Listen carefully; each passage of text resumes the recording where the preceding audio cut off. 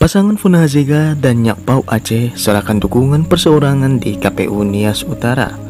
Penyerahan syarat dukungan ini disampaikan untuk menindaklanjuti kerinduan masyarakat Nias Utara yang berkeinginan agar pasangan Fauwa, Dr. Randus Funazega dan Nyakpau Aceh dapat ikut menjadi kandidat pada Pilkada Nias Utara 2024 serta berpengharapan dapat memenangkan Pilkada 2024.